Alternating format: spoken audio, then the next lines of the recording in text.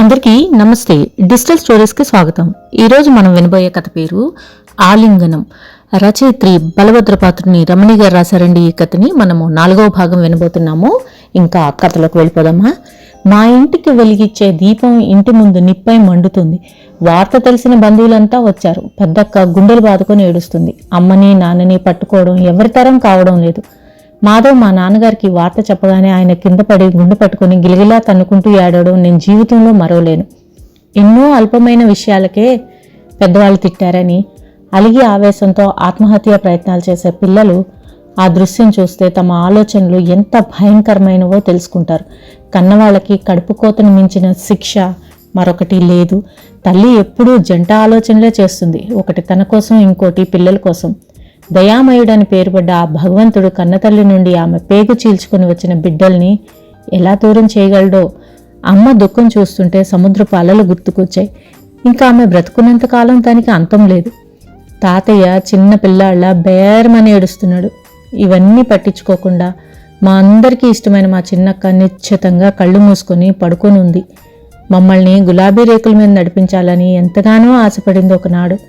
ఇప్పుడు ఒంటి ఒత్తి ప్రమిదై రెప్రెపలాడుతుంది. అన్నీ అడగకుండానే అందించే పిన్ని ఇంకా లేదని అర్థమైన అక్క పిల్లలు కూడా ఆపకుండా ఏడుస్తున్నారు.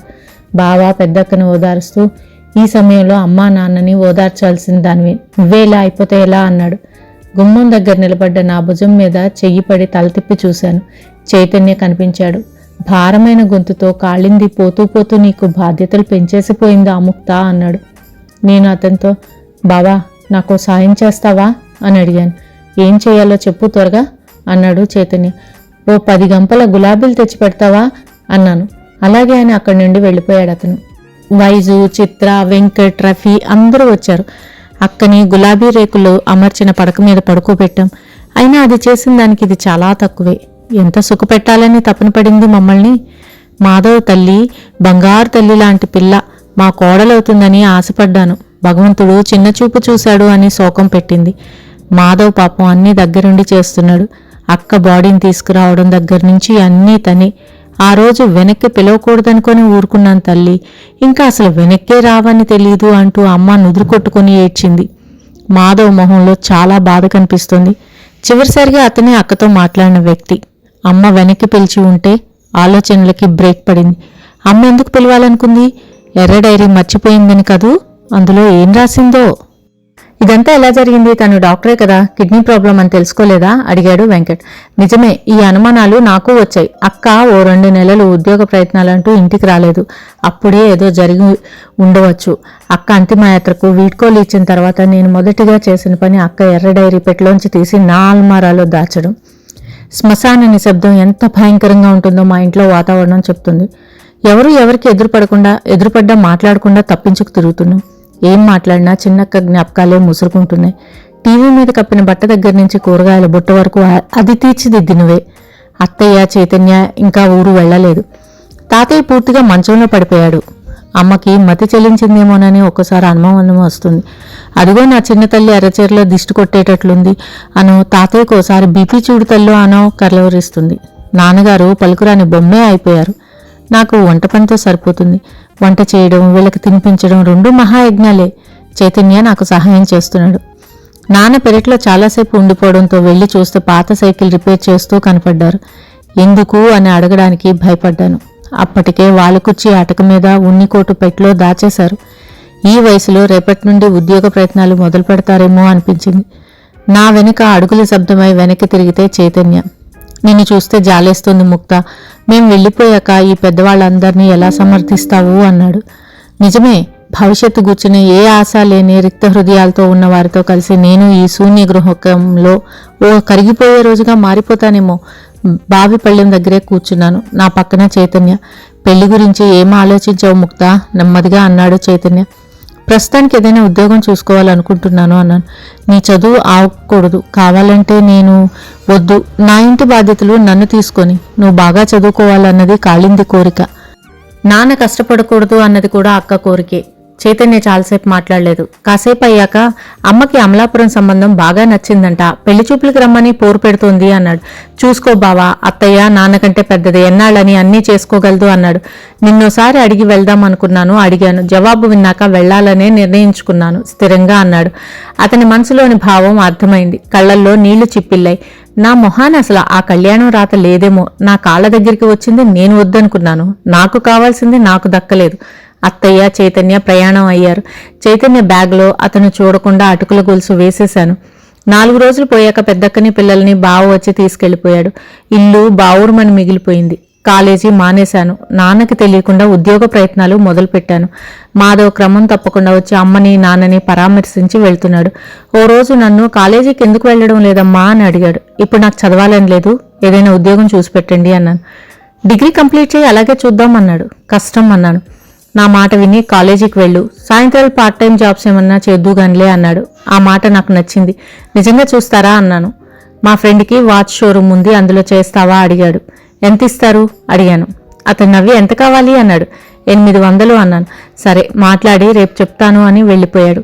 అమ్మ నాన్న నిద్ర మాత్రలు వేసుకుని పెందరాళే పడుకుంటున్నారు. ఇల్లంతా సాయంత్రం 7 అయ్యేసరికి నిశ్శబ్దం.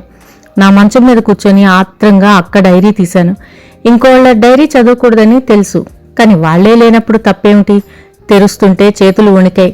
ముత్యాల్లాంటి అక్క దస్తూరి ప్రతి పేజీలో డేట్లు వేసి సంఘటనలు రాసింది. ఆ ముక్కకి ఈసారి మంచి మార్కులు వచ్చాయి. నేను తిట్టానని పిచ్చిముద్ది కోపం వచ్చిందేమో, అయినా పర్వాలేదు, దాని భవిష్యత్తుని సుందరంగా తీర్చిదిద్దాల్సిన బాధ్యత నాది. నాన్నగారు చాలా వీక్గా ఉన్నారు, ఇంకా రెస్ట్ తీసుకోవాలి. రిటైర్ అయ్యాక ఆయనకి మనశ్శాంతిగా ఉండేలా చూస్తాను. సరియు కొడుకు పుట్టినరోజుకి సైకిల్ కొనాలి. అమ్మ పుట్టినరోజు పండగలా చెయ్యాలి. ఫోటోలో ఉన్నట్లు ఎర్ర పట్టు చీరలో చూడాలని ఉంది. హాస్పిటల్లో నైట్ డ్యూటీలే ఎక్కువగా వేయించుకుంటే పగలు చదువుకోవచ్చు. బర్న్స్ వార్డులో కట్నం చావుల కేసులు ఎక్కువగా వస్తున్నాయి. పోయే ముందు కూడా భర్తల్ని రక్షించాలని అబద్ధాలు చెప్తారు. ఎందుకంటే తమ మీద కోపం జీవితాంతం పిల్లల మీద చూపిస్తారని భయం. ఈరోజు ట్రైన్ పాస్ రెన్యువల్ చేయించుకోవాలి. ఆఖరి రోజు గబగబా పేజీలు తిప్పిస్తున్న నాకు ఒకచోట దృష్టి నిలిచిపోయింది. చంద్రం పరిచయం చాలా గమ్మత్తుగా జరిగింది. ఈరోజు అతను లేకపోతే నలుగురిలో నవ్వుల పాలు కావాల్సి వచ్చేది. హ్యాండ్ బ్యాగ్ ఎవడో కొట్టేసి ట్రైన్లోంచి దూకేశాడని చెప్తే ఆ టీసీ నా వంక అదోలో చూసి రోజుకి 100 మంది చెప్తారు ఇలాంటి కథలు అన్నాడు. సిగ్గుతో చచ్చిపోయినంత పని అయింది. నేను మెడుకోనని చెప్దామనుకున్నా అతను నా మాట వినకుండా అరుస్తున్నాడు. అప్పటిదాకా పేపర్ చదువుతున్న అతను లేచి పరిస్థితిని అర్థం చేసుకుని తను టికెట్ కొన్నాడు. అది కూడా నాకు అవమానంగానే అనిపించింది. అతని డబ్బు అతనికి ఇచ్చేయాలని అడ్రస్ అడిగి తీసుకున్నాను. అతనిది కర్నూలే.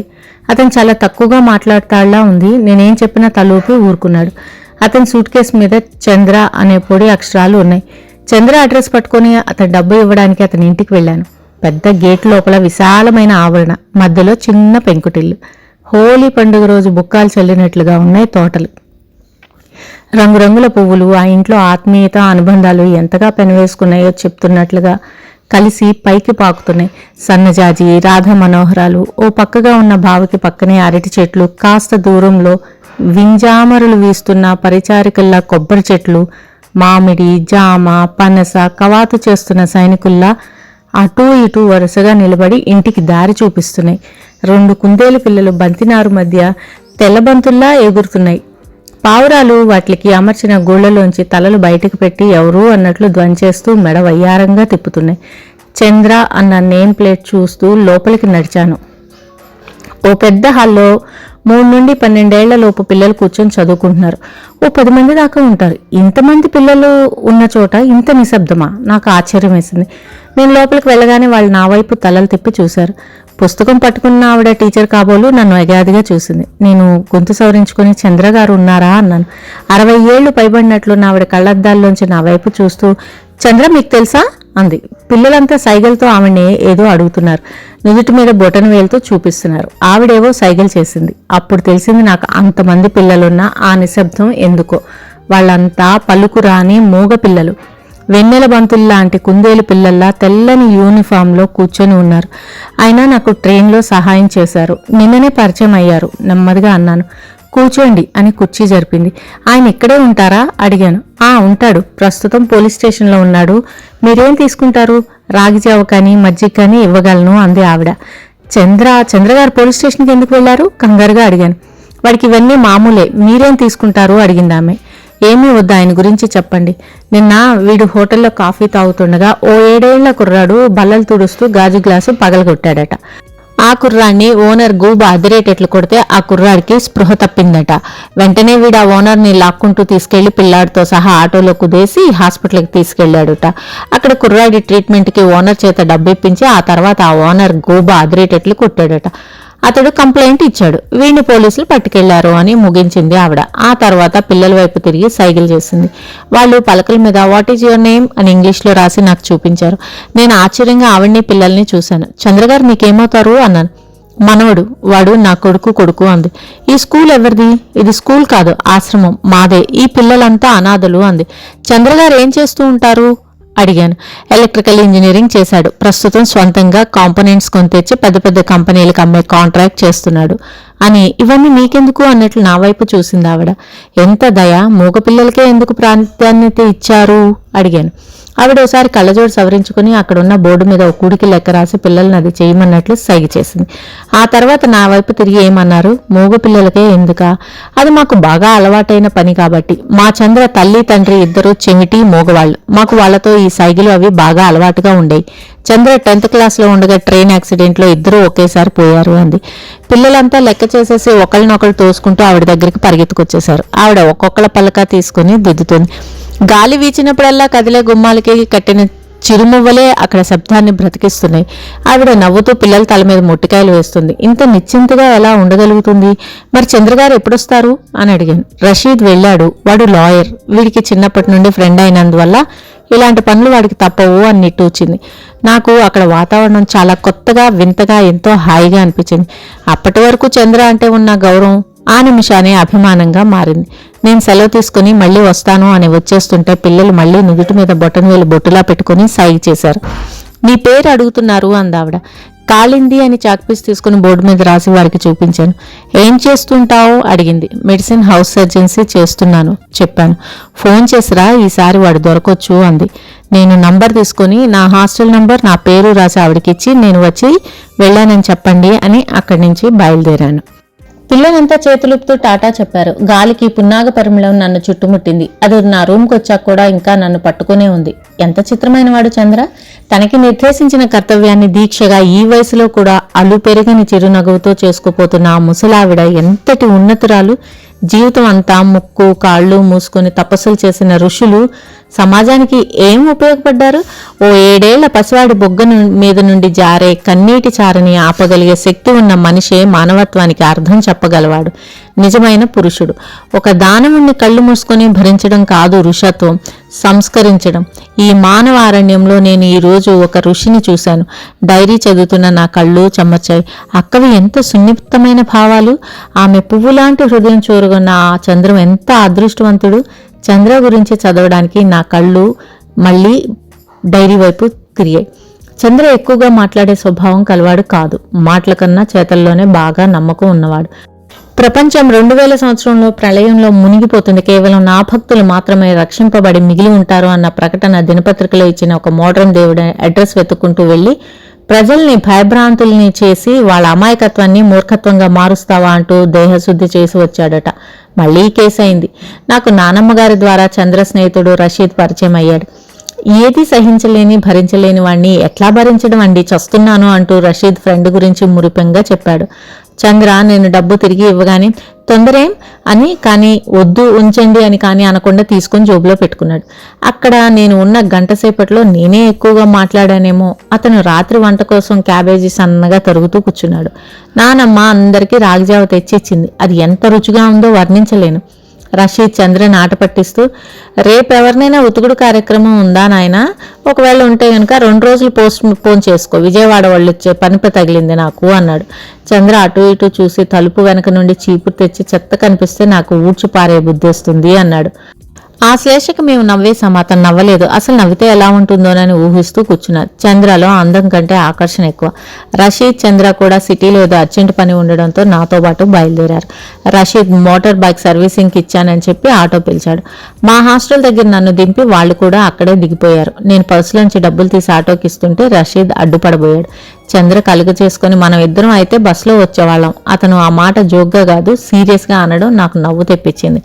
రషీద్ మిత్రుడిని చిరాగ్గా చూసి తలకొట్టుకున్నాడు. వాళ్ళు అక్కడి నుంచి వెళ్ళిపోయేదాకా హాస్టల్ గేట్ దగ్గరే నిలబడి చూశాను.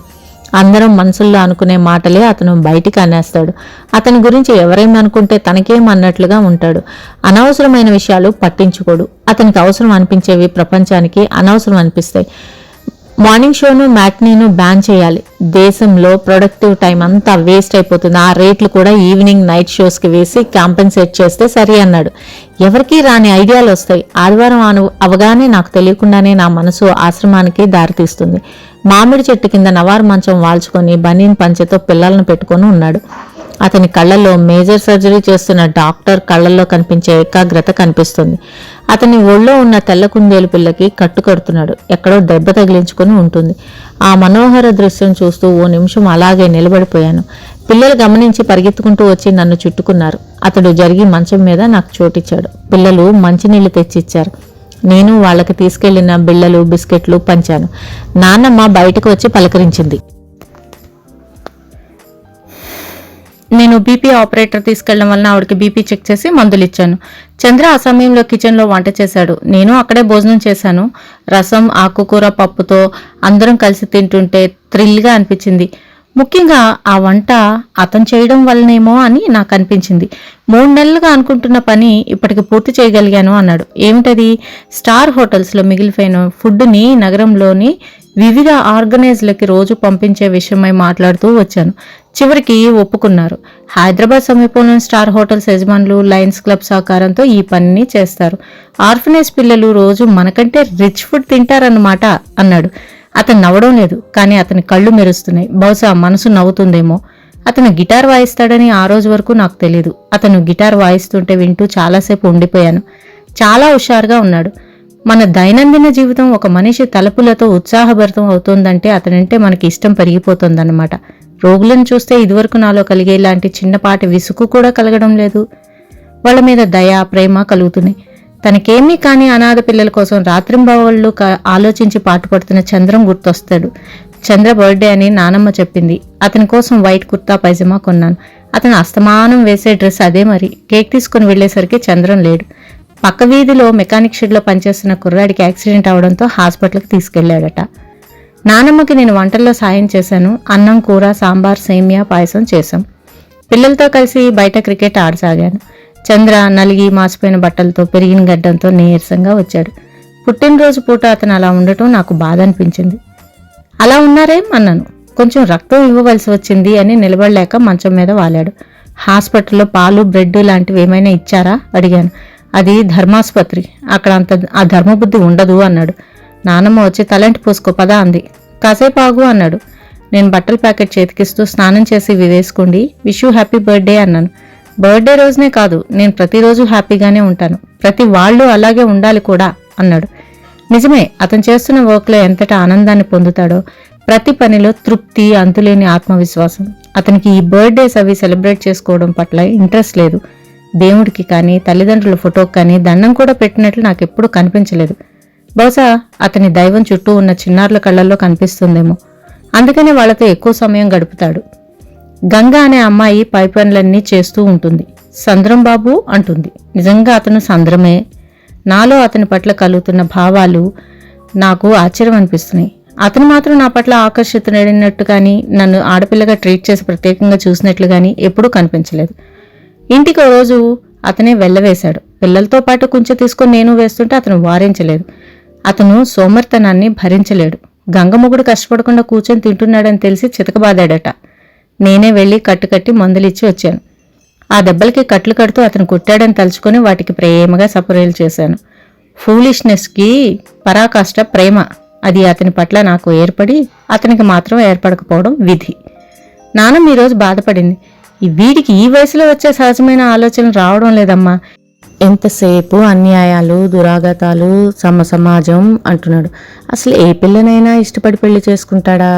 చేసుకుంటే ఆ అమ్మాయి వీడి తత్వం అర్థం చేసుకుని కాపురం చేస్తుందా అని.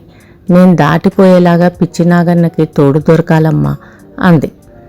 ఆవిడ నా గురించే ఆ మాటలు అంటుందేమోనని నా బుగ్గలు ఎర్రబడ్డాయి.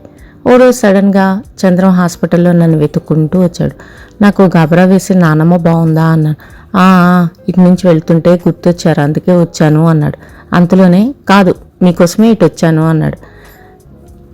నిన్న మీరు ఆ పీస్ గాడికి ఇచ్చిన మందు వల్ల చాలా రోజులకి ఆయాసం లేకుండా హాయిగా పడుకున్నాడు. అర్ధరాత్రి దాటాక ఆయాసపడుతూ లేచి కూర్చొని వాడు పడే మూగవేదన చూడడం కష్టంగా ఉండేది. నిన్న వాడు ఆదమర్చి నిద్రపోతుంటే ఆ సమయంలో మీరు గుర్తొచ్చి అమాంతం వచ్చేయాలనిపించింది అని అన్నాడు. రాత్రిపూట పర్మిట్ చేయరని ప్రొద్దుటిదాకా ఆగాను. థ్యాంక్ యూ అన్నాడు. ఏంటి మనిషి, తన కోసమంటే ఏమీ మిగిల్చుకోడా అనుకున్నాను. అతనికి ఇష్టమైన పనులు చేస్తే అతను ప్రేమిస్తాడని నాకు అర్థమైంది. అందమైన స్వార్థం. ఇంకో రోజు ఫోన్ చేశాడు. రషీద్ భార్యకి నొప్పులు వస్తే ఇంటి దగ్గర నర్సింగ్ హోమ్లో జాయిన్ చేశాడట. దగ్గర ఎవరూ లేరు, మీరు రాగలరా అని. నేను పర్మిషన్ తీసుకుని వెంటనే వెళ్ళాను. రషీద్ హిందువుల అమ్మాయిని ఇంటర్ కాస్ట్ మ్యారేజ్ చేసుకున్నాడు. వాళ్ళ పెద్దవాళ్ళకి ఇష్టం లేదు. ఆ అమ్మాయిని పుట్టింటి వాళ్ళు రానివ్వరు. రషీద్కి తండ్రి తప్ప అయిన వాళ్ళు ఎవరూ లేరు. ఆ రాత్రంతా ఇంద్రాణి నిప్పులు పడి తెల్లవారుజామున ఆడపిల్లని ప్రసవించింది. నేను లేబర్ రూమ్లో ఆమె తల దగ్గరే ఉన్నాను. కాళ్ళు లాగేస్తున్నాయి. కానీ అతను నిర్దేశించిన పని, అతనికి ఆనందం ఇవ్వడం ద్వారా నేను ఆనందం పొందే ప్రక్రియ. నా చేతుల్లో గులాబీ మొగ్గలాంటి చిన్నారిని పొదువు పట్టుకొని బయటికి తీసుకెళ్లాను. రషీద్ ఇంద్రాణిని మొదట చూడాలని లోపలికి పరిగెత్తాడు. నేను చంద్ర దగ్గరికి పాపం తీసుకెళ్లి చూపించాను. ఎంతో కాలంగా ఎదురు చూసిన ఆప్తమిత్రుడిని చూసిన ఫీలింగ్ అతని కళ్ళల్లో కనిపించింది. వేలితో పాప పెదవుల మీద సుతారంగా చూశాడు. పాప కనులు విప్పి మొదటిసారిగా అతన్నే చూసింది. అతని వేలిని చేత్తో పట్టుకుంటున్నట్లు ఆడించింది. హే అంటూ అతను చిన్నగా అరిచి నవ్వాడు. నాకు వెన్నెల వాగులో స్నానం చేసినట్లు అనిపించింది. అతన్ని నవ్వు చూస్తుంటే రాత్రల్లా నేను పడిన అలసట చేత్తో తీసినట్లు పోయింది. అది అంత అద్భుతంగా ఉంటుందని అప్పుడే తెలిసింది. అది అలానే నిలవాలంటే ఏం చెయ్యాలి? రషీద్ నాకు కృతజ్ఞతలు చెప్పాడు. చంద్ర నాతో మీకు క్యారేజ్ తెస్తాను అన్నాడు. అంత దూరం నుంచి మళ్ళీ ఏం వస్తారు, నేను ఇక్కడేదో ఒకటి తినేస్తాలేండి అన్నాడు. సరే అన్నాను. చిన్న ఆశాభంగం కలిగింది. కానీ అతనిలో ఆ గుణాన్నే కదా నేను ప్రేమిస్తున్నది. హిపోక్రసీ లేకుండా స్వచ్ఛంగా ఉండగలగటం అలవాటు చేసుకోవాలి. రషీద్ కూతురికి చంద్ర గులాబీ అని పేరు పెట్టాడు. పాపకి తగ్గ పేరుగా అనిపించింది. ఇంద్రాణి చంద్రని అన్నయ్య అంటుంది. చంద్రతో ఆమె మాట్లాడినట్లు కనిపించలేదు. ఎప్పుడు ఏం చెప్పినా సీరియస్గా వింటూ ఉంటాడు. గులాబీ అత్తని తీసుకురమ్మని మామకి చెప్పు అంటూ ఇంద్రాణి కూతురు చేత అడిగించింది. చంద్ర పాప బుగ్గని వేలుతో రాసి అక్కడి నుండి లేచి బయటికి వెళ్ళిపోయాడు. ఇంద్రాణికి నాకు మంచి స్నేహం అయింది. అందరిలో పొడచూపే భావన ఒకటే, నన్ను చంద్రని జంటగా చూడాలని. కానీ ఎవరికీ సూటిగా ఆ విషయం కదిపే ధైర్యం లేనట్లుగా ఉంది. నానమ్మకి ఒంట్లో బాగాలేదు. నేను 2 రోజులు అక్కడే ఉండిపోవాల్సి వచ్చింది. కాలింది, మీరు మంచం మీద పడుకోండి, నేను ఇక్కడే కింద చాప వేసుకొని పడుకుంటాను అన్నాడు. నేను కింద పడుకోగలను అన్నాను. రాత్రిపూట నత్తగుల్లలు ఇంకా రకరకాల క్రిమి కీటకాలు ఇంట్లోకి వచ్చి మాతో సహజీవనం చేస్తాయి. మీకు అలవాటు లేదుగా అన్నాడు. ఇంక నేనేం మాట్లాడలేదు. సాయంత్రం ఇద్దరం కలిసి మార్కెట్కి వెళ్ళాం. తిరిగి వచ్చేటప్పుడు వర్షం పడింది. ఆ విధంగా మేమిద్దరం కలిసి వస్తుంటే నాకు చాలా ఇష్టం అనిపించింది. కుంకుమ కరిగి నా ముక్కు మీదకి కారుతుంది. జుట్టు వీపు మీదకి తడిచి అతుక్కుపోయింది. చీర కుచ్చిళ్ళు చుట్టుకుపోతూ అడుగు తీసి అడుగు వేయడం చాలా కష్టంగా ఉంది. నిర్మానుష్యంగా ఉంది. కాసేపు ఆగుదామంటూ ఓ చెట్టు కిందకి తీసుకెళ్ళాడు. నీళ్లు కారుతూ అలా రోడ్డు మీద నిలబడడం చాలా కష్టం అనిపిస్తుంది. అతను చూపు మరల్చుకోకుండా నా వైపే చూస్తున్నాడు. నేను తల కిందకి వాల్చుకున్నాను. తల ఎత్తండి అన్నాడు. నేను ఆశ్చర్యంగా చూశాను. అతను ఎంతో మామూలుగా నా ముక్కుపై నుండి జారవారుతున్న కుంకుమని తన వేలితో సవరించాడు. అది నాకు చాలా నచ్చింది. చిన్న చెట్టు కావడం మూలాన చాలా దగ్గరగా అతనికి పక్కనే నిల్చున్నాను. నెమ్మదిగా సిగ్గుగా తలెత్తి అతని వైపు చూశాను. అతని కుడి చెయ్యి నా కుడి చేతిని పట్టుకొని దగ్గరికి లాగి, చాలా చిన్న చెట్టు వలన తడిచిపోతున్నారు, ఇక్కడికి వచ్చేయండి నా పక్కకి అని అన్నాడు. మొదటిసారి విమానం ఎక్కే ముందు ఇంతే టెన్షన్గా ఉంటుందేమో అనిపించింది. అతను నా కళ్ళల్లోకి చూస్తూ, నేను ఇప్పుడు మీ చేతిని ఇలా ముద్దు పెట్టుకోవచ్చా, ఏమీ అనరు కదా అన్నాడు. అతను పర్మిషన్ అడిగిన తీరికి నవ్వొచ్చింది. ఏమీ అనను అన్నాను చిన్నగా. అతను మెరుపు వేగంతో నా చెయ్యి పట్టుకొని నా చేతిని ముద్దు పెట్టుకున్నాడు. ఎన్నో ఏళ్లుగా నేను ఎదురు చూస్తున్న వరం దొరికినట్లుగా అనిపించింది. మోయలేని హాయిని మోసే శక్తి ఈ కళ్ళకి లేదు. వెంటనే అతను చేతిని వదిలేసి కొంచెం దూరం జరిగాడు. వర్షం బయటంతా తగ్గిపోయింది. కానీ చెట్టు కింద ఉన్న మా మీద మాత్రం ఆకులు టపటపా తలంబ్రాల నీటి చుక్కలు రాలుస్తూనే ఉన్నాయి. కనుచీకటి పడుతుంది. అతను నా చేతిని వదిలిపెడుతూ, ఇలా ఎంతసేపు ముద్దు పెట్టుకున్నా బాగుండేటట్లుందే, మీకు ఫస్ట్ టైమేనా అన్నాడు. నాకు కాస్త కోపం వచ్చింది, కానీ ఆ కళ్ళల్లో సిన్సియారిటీ చూస్తే అది కరిగిపోయింది. మొట్టమొదటిసారి బాంబు పేల్చిన థ్రిల్ అయిన కుర్రాడి కళ్ళల్లో కనిపించే ఒక రకమైన తమాషా సందడి కనిపిస్తుంది ఆ కళ్ళల్లో. అవును అన్నాను చిన్నగా. పదండి. అతను నడక మొదలుపెట్టాడు. కాళింది అని ప్రేమగా పిలవచ్చుగా అని అనుకున్నాను. అతని మీద మాత్రం ఈ సంఘటన ఏ ప్రభావం చూపించినట్లుగా లేదు. వెళ్ళగానే రషీద్కి ఫోన్ చేసి కబుర్లో మునిగిపోయాడు. ఆ తర్వాత పిల్లలతో కబుర్లు. నానమ్మకు అన్నం పెట్టి అతని కోసం ఎదురు చూస్తూ అక్కడే కూర్చున్నాను. ఏవో లెక్కలు చూసుకుంటూ, నా కోసం వెయిట్ చేయొద్దు, మీరు తినేయండి అన్నాడు. ఉసూరు అనిపించింది. తినకుండానే పడుకున్నాను. కాసేపటికి వంటగదిలో చప్పుడైంది. చూస్తే అతను అన్నం తింటున్నాడు. నేను వెనక్కి వచ్చి అతని గురించి ఆలోచిస్తూ పడుకున్నాను. అతను అందరినీ సమానంగా ప్రేమిస్తాడు, ఏ ఒక్కరిని ప్రత్యేకంగా ప్రేమించలేడు. ఒకవేళ టైం వేస్ట్ అనుకుంటాడేమో అనిపించింది. నన్ను ఉదయం హాస్టల్ దగ్గర దింపేటప్పుడు చెప్పాడు, మకాం హైదరాబాద్కి మార్చేద్దాం అనుకుంటున్నాను, బిజినెస్ పనుల మీద అస్తమానం అక్కడికి వెళ్ళవలసి వస్తుంది. అంత మాత్రమే కాకుండా అక్కడైతే పిల్లల్ని డఫ్ అండ్ డమ్ స్కూల్లో చేర్పించి వారికి స్పీచ్ థెరపీ అది ఇప్పించవచ్చు అన్నాడు. హైదరాబాద్ అనగానే నాకు తెలియని ఆనందం కలిగింది. నాన్నగారికి చంద్రని పరిచయం చేయాలి, ఆయనైతే అర్థం చేసుకోగలుగుతారు. నిన్నటి అనుభవం తర్వాత అతనితో మాట్లాడడం నాకు కొంచెం కష్టంగానే ఉంది, సిగ్గుగా అనిపిస్తుంది. అతను మాత్రం ఏం జరగనట్లే మాట్లాడుతున్నాడు. మనసులో మాట, స్త్రీగా ముందు నేనే ఎలా బయటపడ్డాం, ఈ శతాబ్దంలో కూడా ఈ ఆలోచన ఏమిటి, చెప్పేస్తేనో అనిపించింది. ఏది ఏమైనా అతనికి దూరంగా ఉండటం మాత్రం ఎంతో కష్టంగా అనిపిస్తుంది. ఇంద్రాణి పాపకి చిన్న ఫ్రాక్ ఒకటి కొనుక్కొని ఆదివారం వాళ్ళ ఇంటికి వెళ్ళాను. రషీద్, ఇంద్రాణి నన్ను చూసి చాలా సంతోషించారు. గులాబీ, అత్త వచ్చింది, చంద్రమామయ్య ముక్కుకి తాడెప్పుడొస్తుందో నువ్వైనా అడుగు అని పాపని అడ్డం పెట్టుకుని అడిగేసింది ఇంద్రాణి. నేను సిగ్గుపడ్డాను. డాక్టరమ్మ కూడా మామూలు ఆడపిల్ల మాదిరిగా సిగ్గేనా అంది ఇంద్రాణి. ధైర్యం చేసి, నువ్వే మీ అన్నయ్యని అడుగు ఇంద్రాణి, ఆ కళ్ళల్లోకి చూస్తూ మాట్లాడడం కష్టం అన్నాను.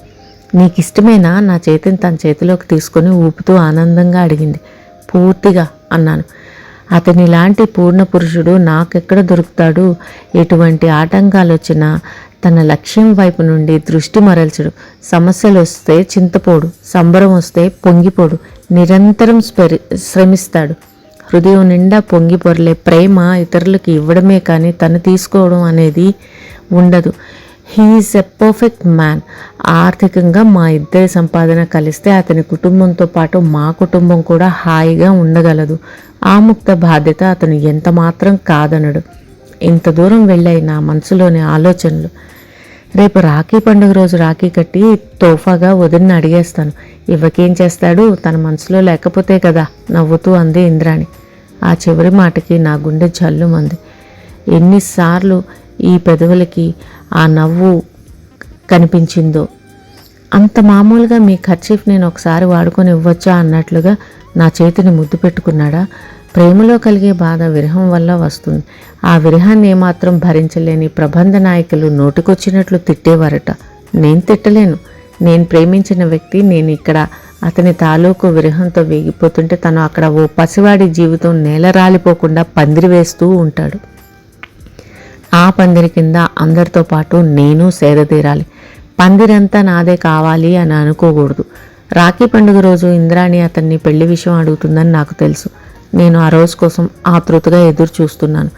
చిన్నక్క డైరీ చదువుతున్న నా గుండె దడదడా కొట్టుకుంది. డైరీలో పుల్లముక్క గుర్తుగా పెట్టి మూసి మనసులోనే దేవుణ్ణి ప్రార్థించాను.